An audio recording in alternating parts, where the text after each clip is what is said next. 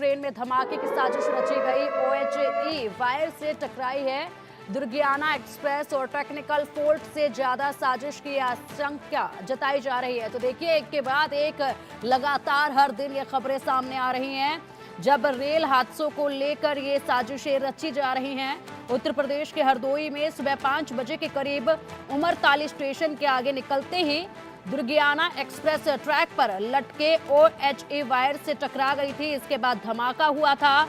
बता दें कि ये भी एक साजिश के तौर पर इसे देखा जा रहा है और जोरदार ब्लास्ट हुआ जब ओएचई वायर से ट्रेन टकराई। ये ट्रेन बुधवार सुबह 3:30 बजे लखनऊ से रवाना हुई थी। सुबह 5 बजे उमरताली स्टेशन के आगे निकलते ही ट्रैक पर लटके ओएचई वायर से टकरा गई थी। ट्रेन टकराने के बाद धमाके के साथ लाइन में फॉल्ट आ गया था। अब रेलवे ने इस मामले में गहरी साजिश की आशंका जताई है। अधिक अपडेट के लिए हरदोई से हमारे सहयोगी आलोक हमारे साथ जुड़ गए। आलोक, देखिए, एक के बाद एक मामले थमने का नाम नहीं ले रहे हैं। जब रेलवे के खिलाफ साजिशें लगातार की जा रही हैं और अगर बात की जाए अब इस हरदोई के मामले को लेकर, तो किस तरीके से ये पूरा मामला सामने आया, क्या कुछ इसमें फॉल्ट पाया गया है, क्या इसमें अब जांच की जा रही है?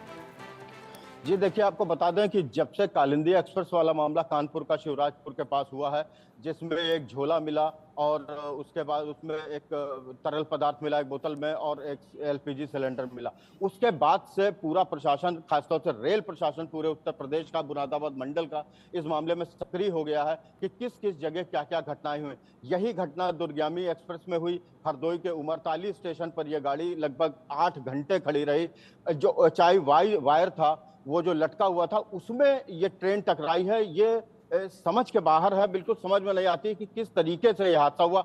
ये जरूर है कि अगर पुलिस जांच कर रही है, जीआरपी जांच कर रही है, प्रशासन जांच कर रहा है, तो ये बात निश्चित खुल के आनी चाहिए कि आखिर ये चार वायर क्यों लटका था और ट्रेन इस तरीके से जो दिल्ली से चलती, लखनऊ से चलती है और बीच में वायर से टकरा के धुआं होता है, शॉर्ट सर्किट होता है। आतंकी साजिश से इसको बिल्कुल नकारा नहीं जा सकता। लेकिन ये बात अचानक से, जब ये कालिंदी एक्सप्रेस के जो मुलजिम है, जो आरोपी हैं, इन लोगों को पुलिस ढूंढ रही है लगातार, उसी में ये मामला भी सामने आया है। और इस तरीके से मुरादाबाद मंडल जो रेलवे का है, उन्होंने इस मामले को भी संज्ञान में लिया है और ये पूरी जांच की जा रही है कि आखिर इस मामले में शॉर्ट सर्किट हुआ क्यों। बिल्कुल आलोक, इसी के साथ अगर देखा जाए तो जिस तरीके से सुबह ये घटना हुई है, उसके बाद कई ट्रेनों के रूट डाइवर्ट कर दिए गए हैं, 2 ट्रेनें कैंसिल भी की गई है। जी बिल्कुल, जब इस तरह के हादसे होते हैं, चूंकि मेन लाइन की ट्रेन थी, तो डाइवर्जन में काफी समय भी लगता है, रेलवे को काफी इसमें नुकसान भी होता है।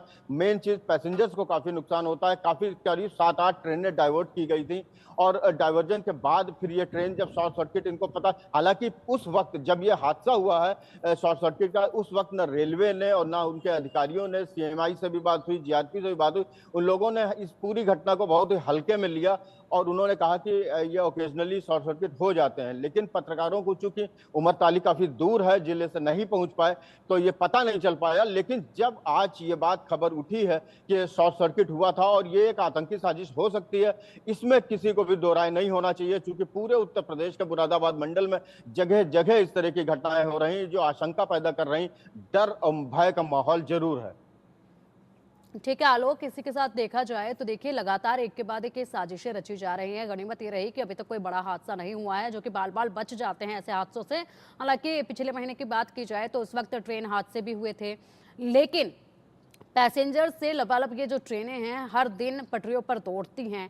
ऐसे में लगातार इस तरीके की खबरें सामने आना वाकई में चिंताजनक है। जनता के बीच में भी डर का माहौल जो है जाहिर सी बात है बन ही रहा है। ऐसे में क्या कोई स्पेशल टीम के गठन की कोई अभी जानकारी मिली है जो इन तमाम मामलों की जांच में जुट जाए और ऐसी हरकतों पर लगाम लगाई जाए?